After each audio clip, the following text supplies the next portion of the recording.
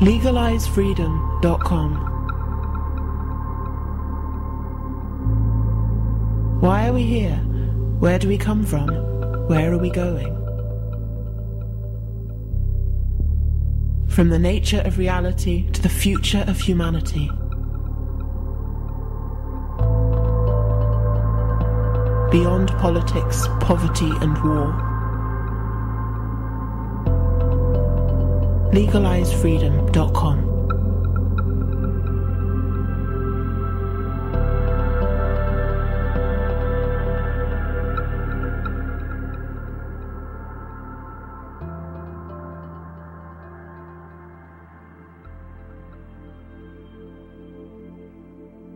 Greetings and welcome once again to LegalizeFreedom.com.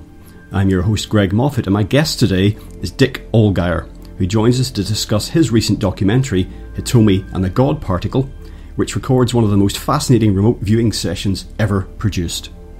Remote viewing is the ability to perceive sensory information across space and time. Trained remote viewers are able to see, hear and feel distant locations and events using only their minds. Although this inherent human ability is as old as mankind, top-secret US military units subsequently developed and structured methods of remote viewing as psychic spy technology. It was later declassified and taught to civilians, who now comprise the bulk of remote viewers worldwide. Hitomi and the God Particle follows psychotherapist Hitomi Akamatsu's quest to master various forms of remote viewing. She travelled to Hawaii in 2012 for intensive training with the Hawaii Remote Viewers Guild.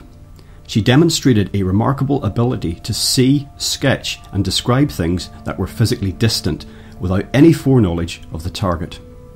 During her training, she was given a blind target, which was the creation of the Higgs-Boson subatomic reaction, the so-called God particle, as sought by scientists at the CERN laboratory in Switzerland. Then, she began a remarkable journey into the connection between matter and mind, and ultimately the consciousness of the universe itself. Hello and welcome, Dick, and thank you so much for joining us today on LegalizeFreedom.com. Greg, it's great to be here. Thank you so much for having me. Today, Dick, we're going to be discussing your recent documentary, Hitomi and the God Particle. But before we do that, perhaps you could tell listeners a little bit about your personal background and how you got involved with remote viewing in the first place. Now, I've had Courtney Brown from the Farsight Institute on here a couple of times to discuss remote viewing, and I know that he's a friend and colleague of yours. And in fact, it was Courtney's books, early books, which came out in the 90s, Cosmic Explorers, and the other one was Cosmic Voyage, and they were certainly my route into remote viewing. Well, I had a similar experience because in 1997, when that book came out, and I heard about it on an alternative radio show. At the time, I was a television news anchorman, what you in that part of the world would call a presenter. I was the news anchor working the 10 o'clock news. And I lived on the other side of the island here in Hawaii, so I had like a half-hour drive to and from work.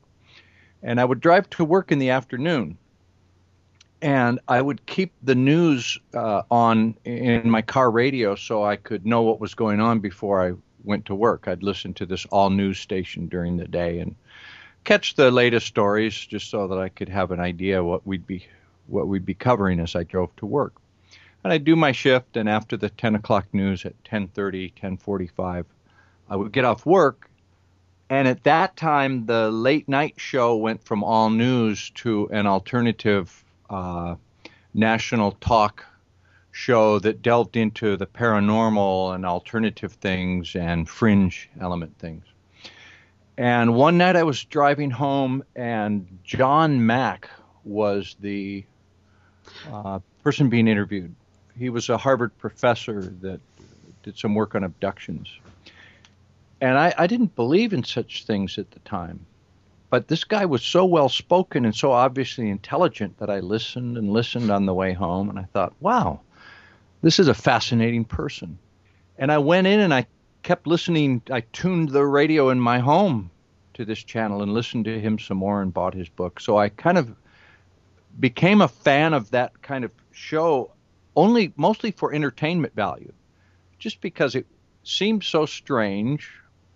And I didn't believe it or disbelieve it. I just had to kind of an open-minded skepticism. Well, I'm not sure about this. And I heard one night they were going to interview this professor from Emory University in Atlanta named Dr. Courtney Brown, who had been taught remote viewing, which is what they said was the ability to perceive things psychically across space and time, to see and hear and feel things, and that he had remote viewed aliens.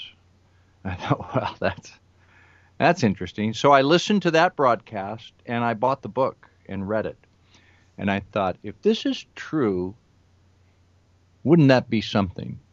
Wouldn't that be something if that was true? And then I heard that Courtney Brown was teaching classes, and I went to his Farsight Institute in Atlanta for a week and became more and more intrigued.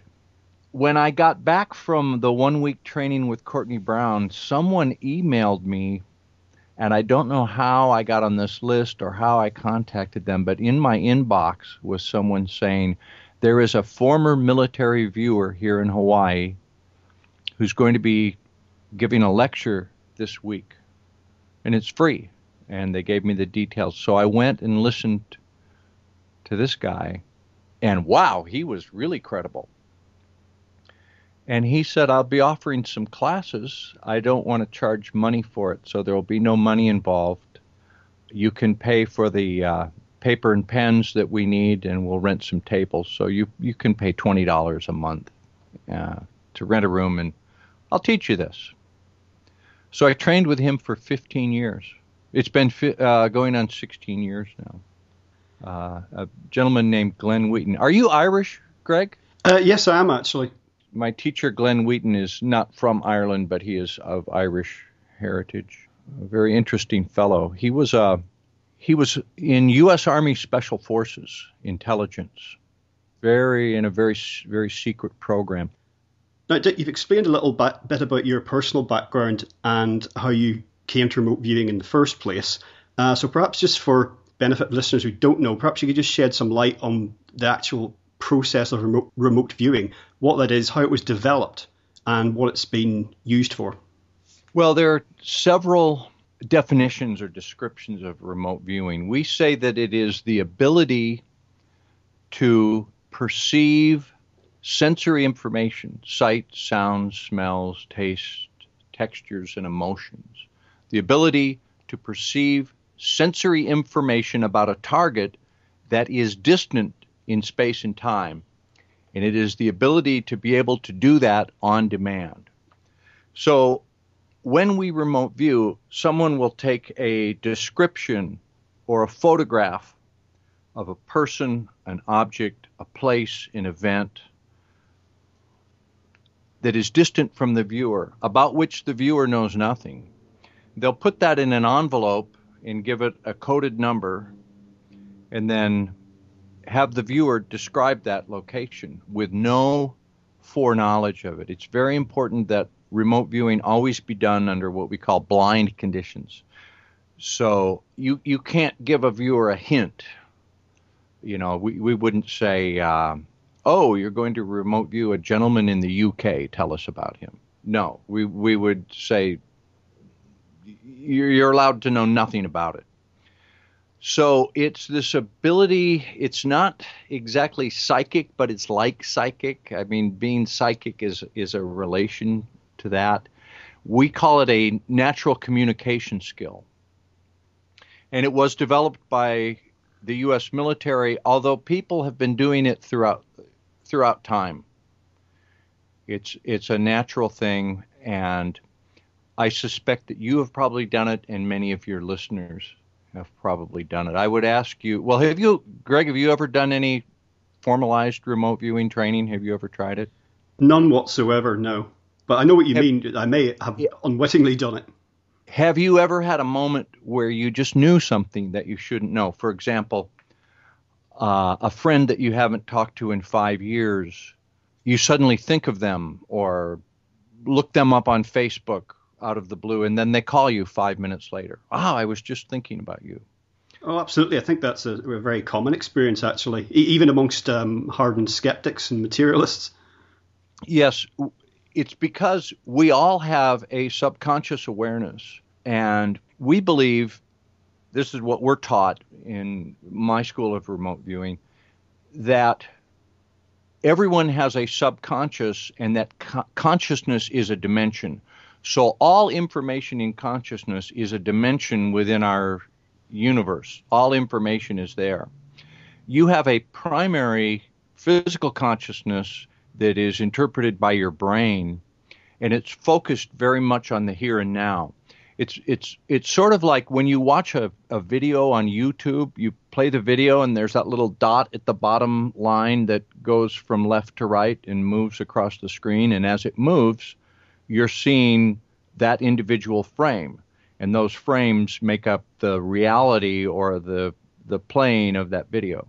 You can stop that video and you can move that cursor or that dot backwards and replay that video, or you can move it forward and jump forward in it. What that dot, that cursor where the now is playing on the YouTube video or any video on your computer screen, that's like our physical consciousness, like our brain. It's focused on the here and now, and it's necessary for that to be so that we can exist in this three-dimensional universe, so that you can avoid danger, find food, hear what your spouse is saying. You're living in the here and now. But your subconscious has a foot in that dimension of consciousness where all information is gathered. And I think modern humans have been taught to not listen to that, where maybe people in the past and, shamanic people have had the ability to listen to that subconsciousness. And it's kind of been trained out of us. And what the U.S. military did was figured out a disciplined way to train yourself to communicate with your subconscious, so that you can, in essence, put your consciousness, your focus of awareness, to a different spot in that YouTube video. You can move it back, or you can move it forward, or you can move it over here, or you can move it over there. And if you're very quiet and you are disciplined with this protocol methodology, then you're able to perceive things about a location that is distant from you. We're also, as I mentioned at the top of the show, going to be talking today about a new project, a DVD that you've produced. It's called Hitomi and the God Particle. A remote viewer perceives the Higgs-Boson event. Perhaps just as a precursor to talking about that, you could just tell us a little bit about this Japanese lady, Hitomi, who came to Hawaii and received remote viewing training, because she's actually she is the remote viewer who's at the center of this new film of yours. Hitomi is a very interesting lady. She's an extremely intelligent young lady from Japan. She is a clinical psychologist. She's fluent in English. Her native language is Japanese. She was interested in remote viewing, and doing searches about remote viewing on the internet, she was led to our group, which is the Hawaii Remote Viewers Guild. We have a website, which is www.hrvg.org, O-R-G. So HRVG for Hawaii Remote Viewers Guild. We're a nonprofit organization, and we're dedicated to learning about remote viewing and teaching remote viewing and doing projects. And we try to keep money out of it, so we don't charge. So this woman from Japan contacted one of our members and said, I've trained in other methods of remote viewing. I'm interested in learning your method. Could I come to Hawaii? I have some time. If I came for a few weeks, would you be willing to teach me? So several of our instructors volunteered and said, oh, it sounds interesting. She sounds like a very intelligent lady. We're kind of like, if someone shows an interest, a genuine interest, and they're motivated enough to come to Hawaii and obviously intelligent, what the heck, we'll try it. So she came and stayed with us, and she's very talented. She was a natural. While anyone can do this, she was very good at it. And in the course of her training, we gave her a number of what we call validation targets. These are simple targets. One of them was a monkey house at a zoo in like Cincinnati or somewhere. And she drew the enclosure and drew the monkeys and drew the trees, and she described that. We gave her one that was a huge forest fire, and she drew the fire and described the smoke and flames. We gave her Martin Luther King Jr. giving his speech, and she described a man giving an impassioned speech and holding his hand up, and people are listening to him and they're fervently agreeing, but some disagree. And so she showed a very good ability to remote view targets about, that she knew nothing about. And we gave her some advanced training, and in the course of this work, she was up on a hill in a forest above Hawaii, kind of secluded at a house where there was no cell phone service, and it was a very quiet place. And I was watching the news, and I saw this Higgs-Boson event on the news. So I thought, well, I'll give that to her as a target. I don't think she knows that that's happening. So I gave her a set of letters, DVRG dash, I can't remember, RTLQ or something. What we do is we generate a random letter or number sequence, and we assign that to the target so that we can just give them, the viewer, these random letters and numbers so they won't know anything about the target. So this was an advanced training target that she did, and I felt that the accelerator there in CERN, Switzerland, would be at the CERN facility in Switzerland, would be an interesting target. Very complex, the biggest machine ever made by humans, incredibly complex scientific thing, yet it's looking at such a small little bit of nature, the creation of this subatomic particle. So I didn't set about to make a video out of it. I just thought it would be an interesting target to challenge her. And it just so happened that she was at a very advanced part of the training where you work with pencil and paper for about an hour or an hour and a half, and then you put down the paper and you go into an altered state where you go into a near sleep state and you try to experience the target. And I left her alone with the target because under our protocol you can't have anyone there who knows what it is. And I forgot to tell her, okay, go ahead and work for an hour on this. And she worked for about 5 or 6 hours, and she came out with 60 pages of data. So it was a very, very interesting target that she came up with. So that's how that came about, and that's who she is. She's a Japanese viewer, super talented lady.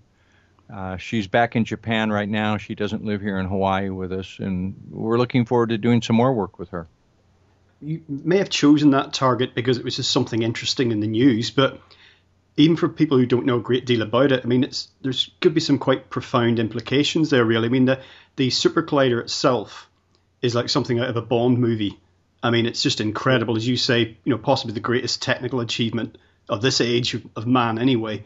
And of course, they were trying to verify the existence of a theoretical particle, the so-called Higgs-Boson, which is also the God particle in the title of your film. And they identified this in summer last year. So just with all of the implications of that, actually having this target remote viewed, could yield some quite profound results. Well, it was interesting because that particle that they're looking at, what they're trying to figure out, and I'm not a physicist, so this is above my comprehension, but how energy can create mass.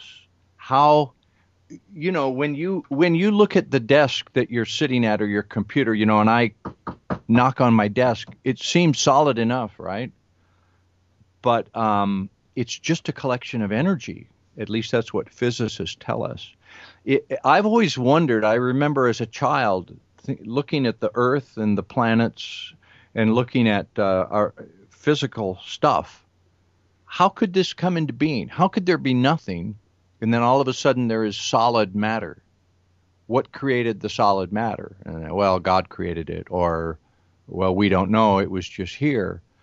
And that's the fundamental riddle that they were trying to solve, is how do you have something that is energy or frequency and it bursts into being as matter? And the Higgs-Boson particle, as best it's been explained to me, is that bridge between energy and matter.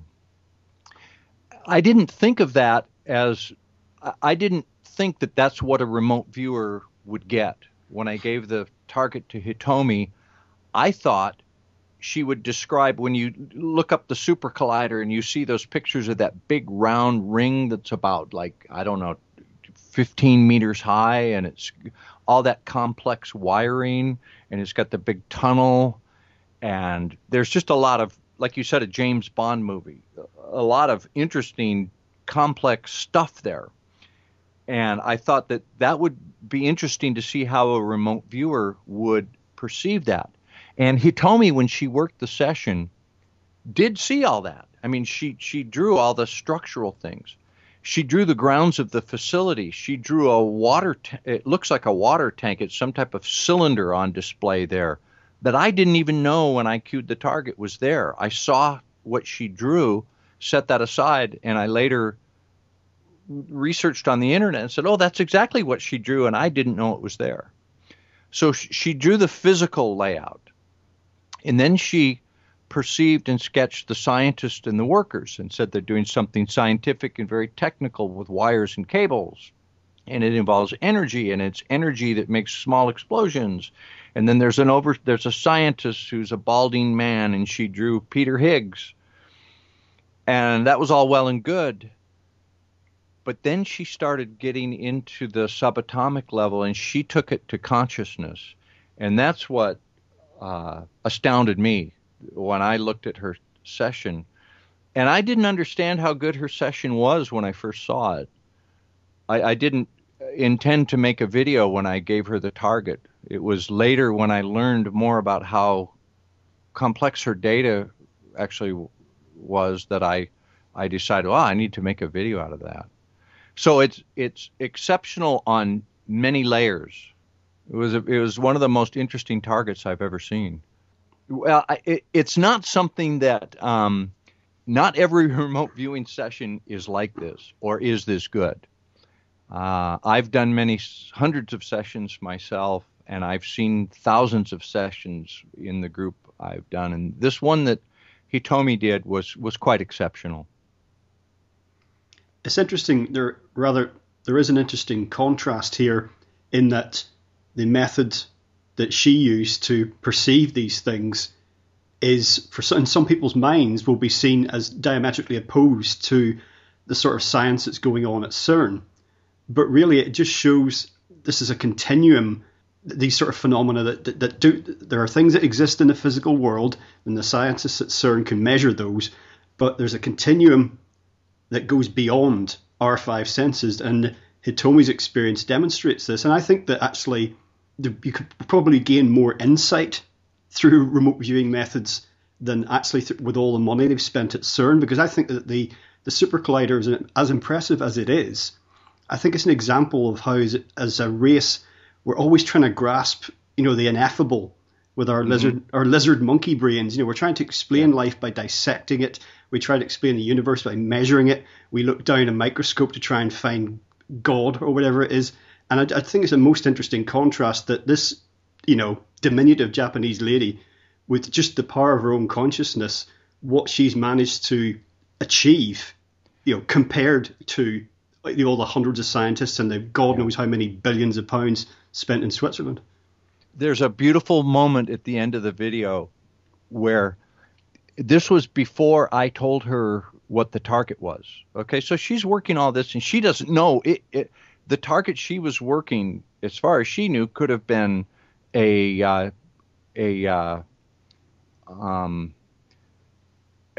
could have been a scientific, but it could have been a missing person. It could have been an archaeological target, something back in history.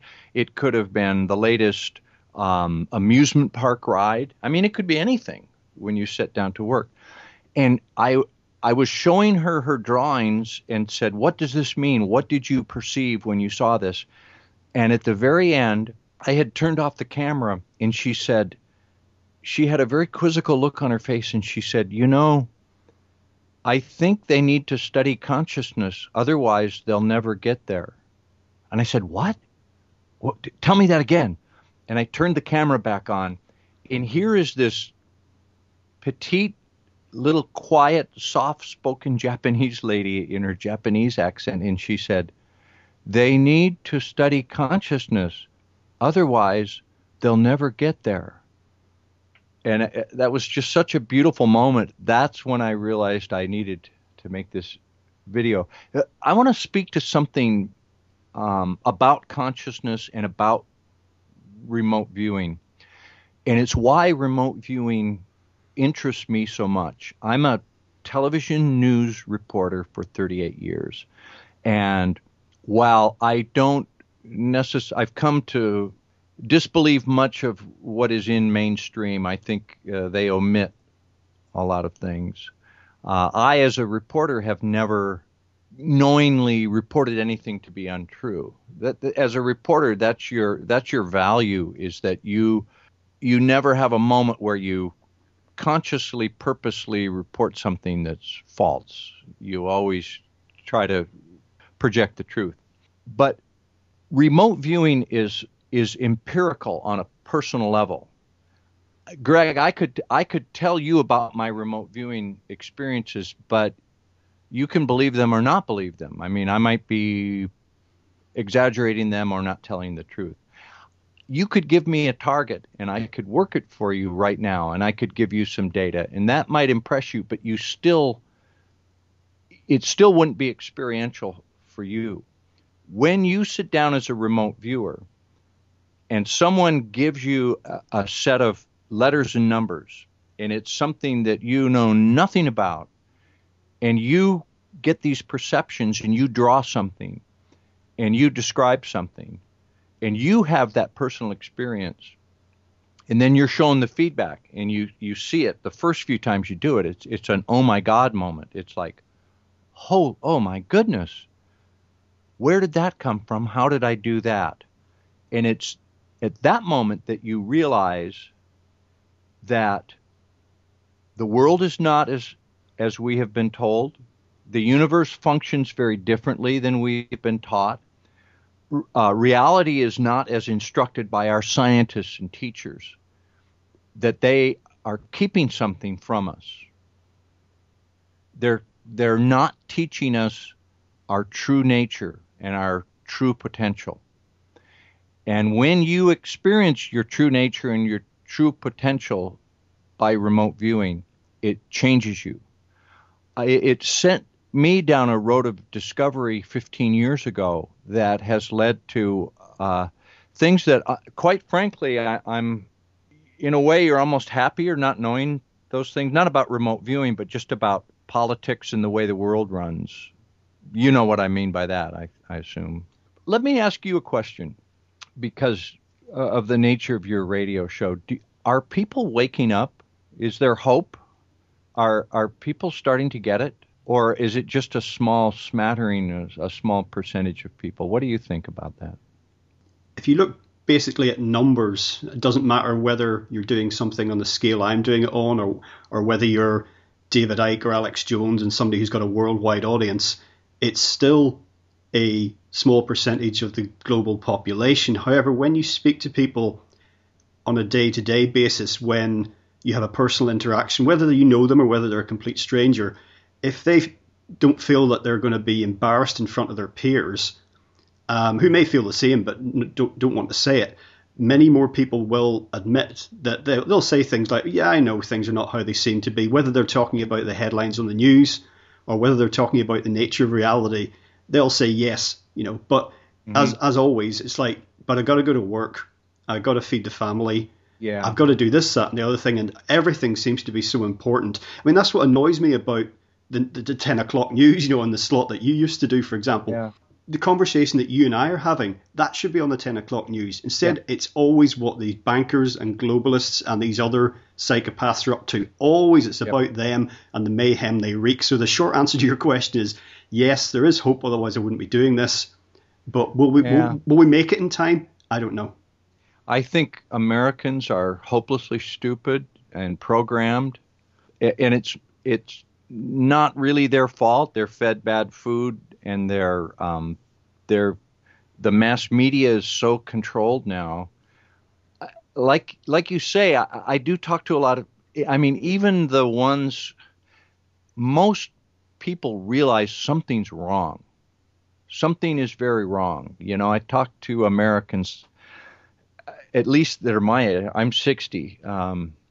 You know, I say to them, don't you know that there's something wrong here? Your country is not what it was. It's changed. Things are not looking good. Yeah, well, but they're afraid to pull on that string and see where it leads. Here's a story. You know, you mentioned what we should be reporting on the 10 o'clock news. When I was a reporter, we would have a daily editorial meeting in the morning, and everyone had to come up like, what story are we going to cover today? And here in Hawaii, we have a lot of military bases. It's primarily the Hawaiian Islands were taken from the Hawaiians because it's midway in the Pacific. They used to fuel their ships here, and it's a great forward base. So Hawaii has a lot of U.S. military bases. And in the news, we would cover the 25th Infantry going off to Iraq or going off to Afghanistan for the third or fourth time. And they always have a ceremony where they bring out the flags and salute the flag, and very patriotic, whoa, they're going to defend our freedom. At the same time, several years ago, our state budget was in such bad financial shape that they had to close down state government and close the schools several times a month. They called it a furlough Friday. On certain Fridays, state government would just shut down. The schools would close. Nothing would go on. We couldn't afford to run our government. And we did a lot of stories about that. Well, how do these state workers pay their bills when they're not being paid for this day? Mothers who have to work, their children can't go to school. They have to pay for daycare for their children so they can work and someone will take care of the kids. It's a hardship. One day in the news meeting, I said, well, we're going to cover the U.S. Army going back to Afghanistan for the third time. And I said, why don't we do has anybody considered that we're spending $1 trillion to send our military over there to kill people that don't really pose a threat to me in Makiki, Hawaii, Honolulu, Hawaii. But because we're spending this $1 trillion on these wars, we can't put our children in school and we can't run our state government. Why don't we do a story on the connection about that? And the supervisors just kind of chuckled. yeah. And next story, it just ignored me. That's not a story that you would do. They all knew it, and that it's just a self-censorship. Yeah, and if anything, that situation's more pronounced now, and it's not just the US. I mean, it's in all of the Western industrialized countries, and they have different problems of their own in the developing world. But I don't see it changing anytime soon under its own steam. But as always with these corrupt, vast institutional things, that they'll fall under the weight of their own corruption in time. What that looks like, who can say? It's probably going to be ugly. Yeah, probably. It's probably going to be, well, it's already ugly. Yeah, it's already bad. I don't know, the 100th anniversary of the U.S. Federal Reserve is coming up, and I think they've had control for a long time. And it's all out there in the open. It's, once you start reading books, and bringing it back to remote viewer, as I learned that remote viewing was true,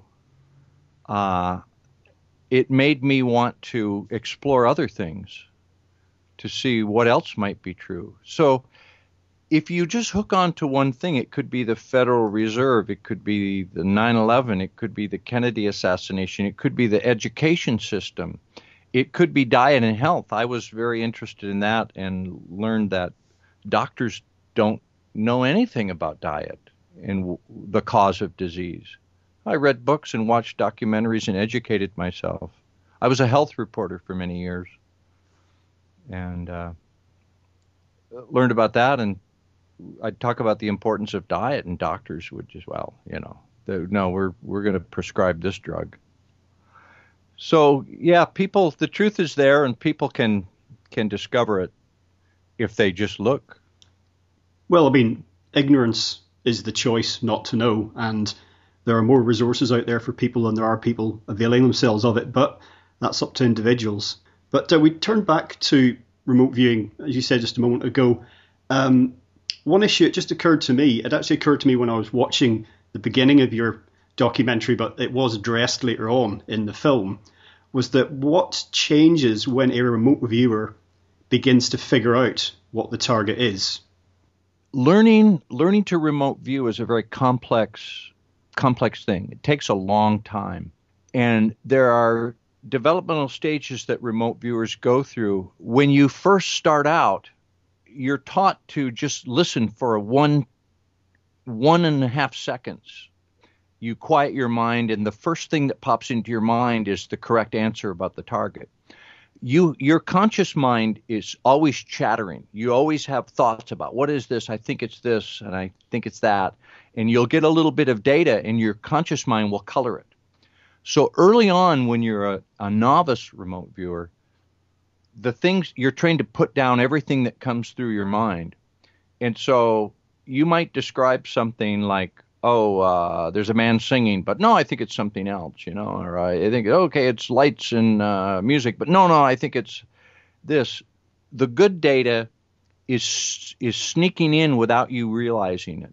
So very often early on, it's what you think the target is not what it is, but the answer to it is in your session. You've inadvertently seemingly written things down, like, well, I wrote that down because it occurred to me, but I didn't believe it.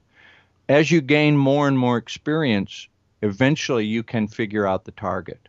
It's not like putting a videotape in and watching it and, Hitomi in her session did say accelerator, she did say Big Bang, but to her, she thought, well, this is some type of research facility with there's a big mechanical machine with little explosions taking part in it, and there are people watching it, and they're trying to solve some problem. So you assemble it by the description, not by your understanding of it. But as you get deeper and deeper into it, you do start to kind of figure it out. But there's always the risk of your conscious brain coloring it and giving you your imagination butts in.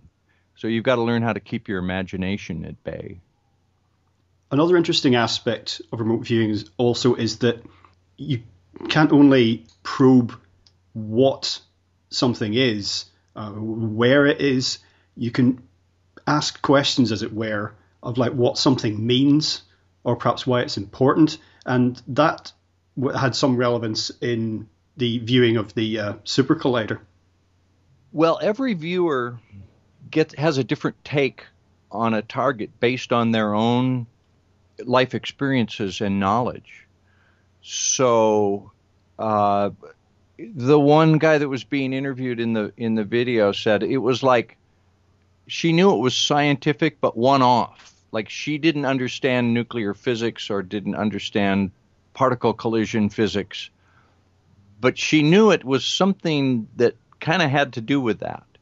So it's filtered through your own life experience is your own knowledge, your own base of what you know.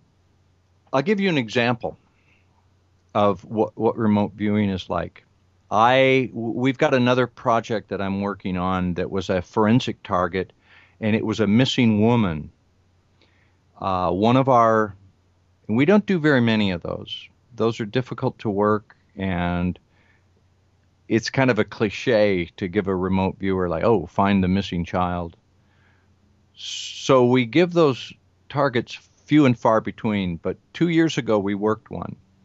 And one of our members said, hey, I have a target that needs to be worked. Can you work this? I said, okay. So I took the target ID and I sat down at my house. And the first experience I had with the target was like, oh, dread, fear, helplessness. Oh, okay. Calm down. So then I saw an area of a sloping hill near water. And then I heard a thudding sound of like flesh hitting rock or something. And in the course of working this target for an hour, I realized that it was a woman who had something traumatic happen to her. And I knew there was a guy that was carrying a body down a hill. And in that moment, when you remote view, you emulate the target. So your consciousness goes to the target, and your consciousness absorbs the awareness, the feelings, the whatever. You become entrained with whatever's happening. You emulate that target. So if there's a person there feeling fear, you feel fear. And I felt the feeling of this murderer as he was disposing of this poor woman's corpse. And it was the most disturbing session I've ever done, because he had no emotion for what he had done. There was no caring that he had taken a human life. It was a pure psychopathic, like, I have to clean up this mess. Oh, damn it. How do I get rid of this?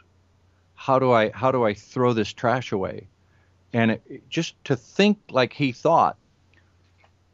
And it was doubly disturbing because I didn't know really what the target was. I was blind to it, and I thought, why am I thinking these thoughts? Is something wrong with me? And then I was given feedback, and I was told it was the missing woman, and I had remote viewed the murderer. But yeah, you can know things about a target and a location experientially that's outside of your knowledge base, but it's interpreted through who you are. Very complex thing.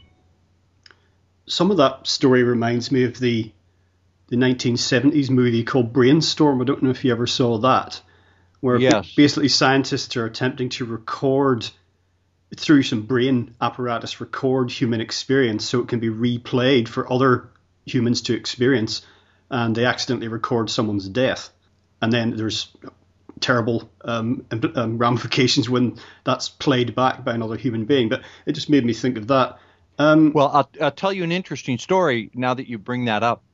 My instructor, Glenn Wheaton, who was the Special Forces Intelligence, and I'll tell you I got a couple interesting stories about him, but he and some of his buddies are now retired, and they do very interesting work on like what interests them, what kind of targets will they work. And one project that they've been working on is, what is the future of remote viewing? How will remote viewing evolve in the coming decades, and how will it be done? And what he says will happen is they're going to be able to implant electrodes in the human brain. You'll have a viewer that will have like a helmet or an extension of their brain. It's not exactly like a helmet, but it's something that's somehow neurally wired to your brain, so that what you're seeing will be broadcast on a screen, so that the observers will be able to see what you're seeing. They've done experiments with this where they put electrodes in a cat's brain and they can see what a cat has seen. I think I don't know what the search term would be on a search engine or Google, but you can look up like electrode cat brain. I believe in the future it will be like that movie, that they will have remote viewers and they will put them in a special chamber and get them cooled down and have them view, and they'll be wired up so that what they're seeing, experiencing will be recorded. That'll be interesting. It certainly will. This all actually reminds me of yet another movie. Actually, it's funny how prescient some sci-fi films can be, but there's a David Cronenberg film called Scanners. You're familiar with that? Yeah. Now, in that film, not only are these specially gifted, I guess you would call it, human beings able to read other people's minds, but they can probe machines and inert objects and systems, for example, electrical system, telephone network. And as I understand it, in remote viewing, it's not just necessarily about time and space and place, but that you can probe machines and processes. All information is there and available. Hitomi in my video remote viewed the collision of subatomic particles and took that into the consciousness. I mean, it seems she did. I don't say she did. I can't say definitively, but she may have, made this whole reality may just be consciousness. We might be, as Thomas Campbell says, we might be playing a video game that we're all creating as we go along out of our own consciousness. Well, in this week in the news, I don't know if it's cropped up on your side of the Atlantic or indeed Pacific, but there was a story that did the rounds in Huffington Post and places like that, but also all over certainly the UK media. And I don't remember the headline, but it was along the lines of latest scientific discovery suggests universe may be holographic. And it's not a completely new idea, of course, but the fact that, that's the most mainstream coverage I've ever seen that sort of story get. It is starting to leak out. I saw that story also. I sent it to all my remote viewing friends. And what's interesting about that is it ties in with what you've just been saying and what is covered in the documentary that you've just produced. Basically, that not only would everything fundamentally be consciousness, but that in terms of the reality that we are perceiving, that we've got it the wrong way round with regards to consciousness and matter. Basically, that what scientists have been trying to figure out, evolutionary biologists, physicists, the whole lot, is how does consciousness arise from matter? It's the so-called hard problem for physicists. But if you consider it the other way round and consider the possibility that matter arises from consciousness, a lot of pieces start to fall into place. Yeah, it may be backwards, as I said in the video. Oh, let me, speaking of the video, can I give the link to, there are some clips that people can watch for free at www.rvivideos.com. So rvivideos.com. RVI videos. And the documentary itself is for sale on Amazon.com. If you go to Amazon.com and type in Hitomi and the God Particle, Hitomi,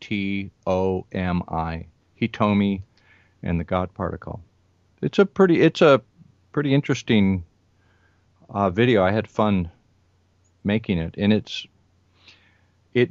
I don't claim to have all the answers, but it raises some interesting questions. It's a really interesting field, remote viewing, and the whole consciousness exploration is. The physics of it is beyond me, but I know what I've experienced as a remote viewer. So, at the end of her session, Hitomi's rather drained, exhausted by the whole thing, and we mentioned earlier her comment about that they need to look at consciousness, which is what we're saying here now. And that concept I mentioned just a moment ago about matter arising from consciousness, that you start to look into that, and some of the researchers that are working on this idea, whether they're scientists or whether they're philosophers or whatever, somewhere in between, this fits in with so many things that ancient traditions are telling us about how the universe came into being, perhaps in an allegorical or sort of cloaked in mythical language, magical thinking, but it really does make sense of many, many things. Like you said, ancient teachings. Now, the remote viewing method that I learned was taught by Green Berets. I mean, these guys are tough as nails, special forces, salute the flag. You know, they're not New Age type people. They are very down to earth, tough military men. There is a advanced protocol that they teach that teaches you how to get into an altered state. It's very similar to what monks have been doing for centuries. You know, they might chant Om, Om. What the Green Berets did was just, they called it off-gassing, where you would breathe out for 2 cycles and then take a shallow breath and then breathe out, and that puts you into an altered state. They would never call it meditation or chanting or ohms. They gave it their own military jargon, but it's essentially the same thing that monks and seers and shaman have done throughout history. So there's really not that much new. Although the U.S. military did develop a pretty nifty way to train this to people. It's quite brilliant what they did. And I was lucky enough to meet a man who realized that the U.S. taxpayer had paid for it, that he should pass it along. He said, "This is too valuable to be kept in secret. I want to share it with the world, and I don't want to make money off of it." So I was lucky to meet him. That movie, The Men That Stare at Goats, kind of made light of military involvement with anything that might be classed as supernatural. But the military don't tend to get into things in terms of technologies. I mean, we can call this a technology, you know, that are going nowhere. I mean, yes, there's a long history of big budget military things going wrong, you know, new fighter jets or aircraft carriers or whatever. But in terms of this sort of research, if they don't get results, they'll just drop it. And they clearly. Well, yeah, I asked Glenn years ago. I said, Glenn, would yes or no? Would U.S. Army Special Forces Green Berets use something if it didn't work? No, we would only use something that works. Okay. Would they use something if they didn't understand how it works? He says, no. So I said, so the U.S. military understands how remote viewing works, how consciousness really functions. He said, yeah, pretty much. So they know. They know a lot more than they're letting on. Here's an interesting thing, Greg. There is, I think, how can I put this? I think a watered down version of remote viewing was released to the public. Well, I know so. They knew this was going to get out, so they did a controlled release. They gave us a way that sort of kind of works, but there are more advanced techniques. There's something to do with biofeedback and tones that enhance your consciousness that is still secret, is still classified, and they can't tell us. Because I've asked my teacher over and over again over the years, Glenn, there's something to do with biofeedback and frequencies. And he will just change the subject. He won't answer me. He just will say, hey, how about the latest football game, you know? I think that they have, that the military and the government could take me and apply something to me to make me an incredible remote viewer. I'm a pretty good remote viewer, but they could make me amazing experiential, and they haven't released that yet. I don't know that for sure, but I believe that. I think that. It's a shame that if it is the case that more advanced techniques would be sat upon like that and used for, well, you know, we look at it honestly, Well, pretty nefarious reasons. When we couldn't have just any old person looking into everything and knowing all the secrets, could we? That wouldn't be good for the people in charge. I mean, it's dangerous enough what we know about remote viewing. Our group did a project many years ago. We had a guy in our group who was interested in like underground bases, and there's a underground base in Russia, and he tasked that to us, and we did a really good job. We got really good information, and I later heard a few years later, that a Russian attorney contacted the group and said, "You've put some information up that you need to take down." Excuse me? He says, "Yeah, your project here, you need to take some of this down because it's too sensitive."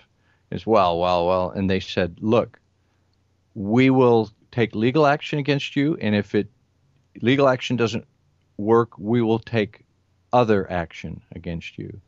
So we took it down. I mean, we've actually done some stuff that was pretty sensitive.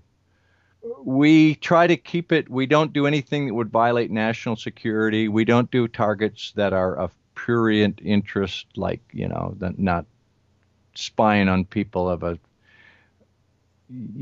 some affair they're having behind their wife's back, and anything that's too disturbing. So we have guidelines for what boundaries we stay in. One piece of research that I came across recently doing an interview was the idea that, I know a lot of work's going on in the field of DNA, not just the Human Genome Project, but just with all, what we would call alternative researchers trying to get to the root of what's, reality and how matter did stem from energy, all the questions we've been talking about, really. And the idea has come up with the possibility of DNA having some form of consciousness, and it's trying to tell us something, basically. For example, quite a number of people who've had ayahuasca experiences in the Amazon have reported DNA-type formations that reveal themselves as snakes, communicating messages to them. So I'm just wondering, I don't know if anyone's done any remote viewing work, because we talked about you can get into the subatomic realm, remote viewing work, at that level, at the DNA level of life. Well, we haven't done that. You could, but the viewer might not understand what they were perceiving. I mean, you would need a very advanced viewer, and it might come up as allegorical or symbolic in their session. I was just looking through some sessions. We were filing some the other day. I drew. What I saw was a square structure with two round things on top and what looked like a doorway. And it seemed to me to be the size of a building. So I drew it to scale of a building. And then my conscious mind said, well, there's a building, there must be people walking in and out of this door. So I drew people. And when you look at what was tasked, it was a gun disguised as a package of cigarettes. So it was the size of a package of cigarettes, but it was a gun with bullets. And I drew its shape and I drew everything to scale. But it wasn't a building, it was a cigarette package gun. So I saw it and drew it exactly.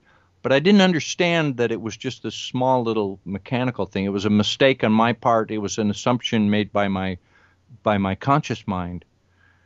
But it's funny to look at it like, oh, you drew this, and there's people walking in and out of this building, but the building is shaped exactly like this little secret gun that spies use to disguise as a pack of cigarettes. So if you gave someone DNA and whether DNA has consciousness, wow, that would be an interesting target. Might have to give that out someday.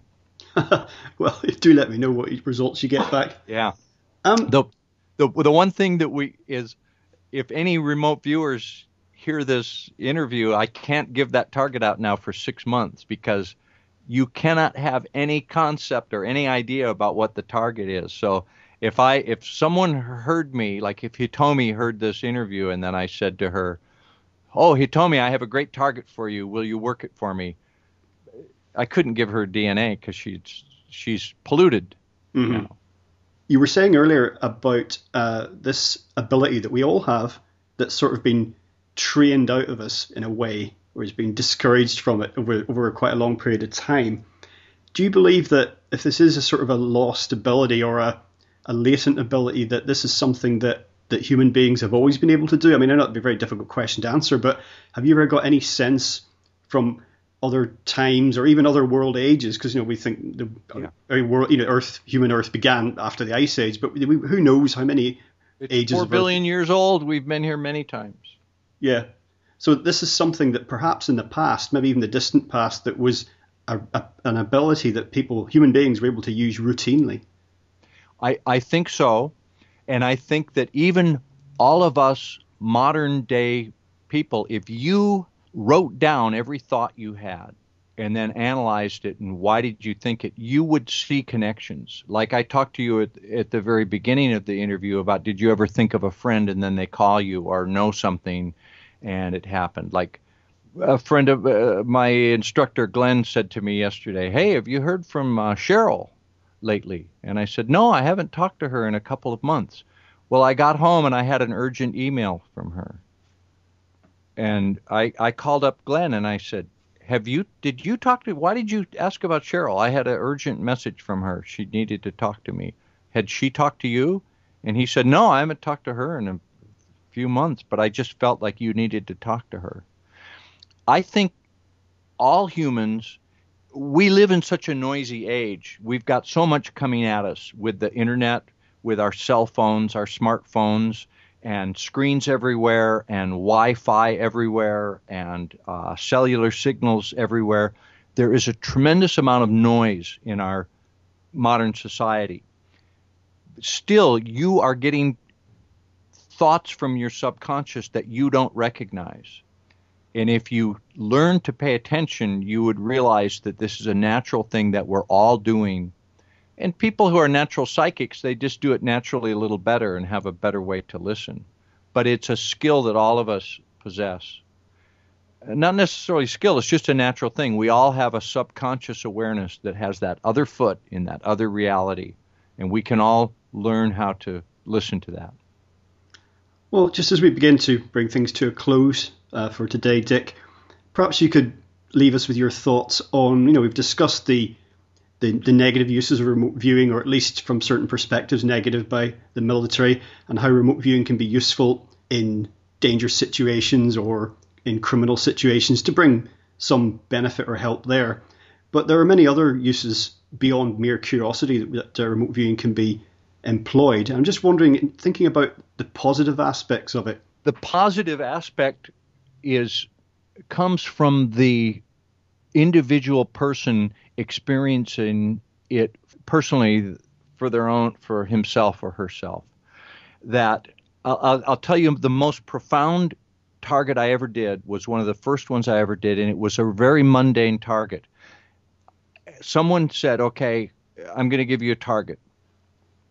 Work it."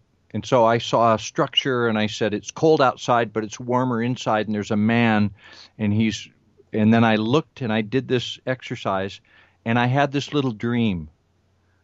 A little movie played in my head. In the movie, I came to a stop and I saw a man in a gray overcoat walking through a department store looking at suit coats and dress shirts. And I watched him walk through and touch a coat and feel the fabric and walk by and disappear.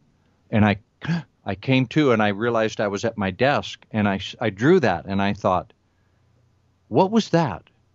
What did I just see? That was like did I fall asleep and have a dream, or was that a hallucination? It was like a movie in front of my eyes of a man in a coat. And so I was given the feedback. I said, what was the target? And they said, well, it was a guy that went to a military PX. It was on the second floor, and it was like a men's department store where they were selling men's clothes, and the guy walked through there. And the hair on my arm stood up, and it was at that moment that I realized that there is a record of everything we do, everything we think, every action. It still resonates, and that we are more, there's more to us than just our physical body, that everything we do is somehow recorded and persists and can be seen. So every time you hurt someone or are nice to someone or do something kind and giving or something bad and criminal and hateful, there's a record of that, and it persists. And once you remote view, you realize that, and it changes you as a person. And I think that's the positive. That's the positive thing. And also realizing that the universe and the world is not as they taught us. It's different. Science is not telling us the truth about our true nature. Excellent. Well, Dick, we've already mentioned your DVD, which to say is Hitomi and the God Particle, and where people can see some clips from that or buy a copy if they wish to. But perhaps people want to find out a bit more in general. You'd like to share details with your website and just anything else you'd like to put out there. Okay, the website of the Hawaii Remote Viewers Guild is hrvg.org. If you just search for Hawaii Remote Viewers Guild, and that's a nonprofit, and in the headings on that website, there is a library section, a project session, and in the library session is a lot of videos that are free. You can click and see me giving presentations of examples of remote viewing. If you look up Dick Allgire remote viewing on YouTube, there's an example of me doing a session. Just do some searches for remote viewing and Hawaii Remote Viewers Guild. We're currently not teaching any classes, but we may do some in the future.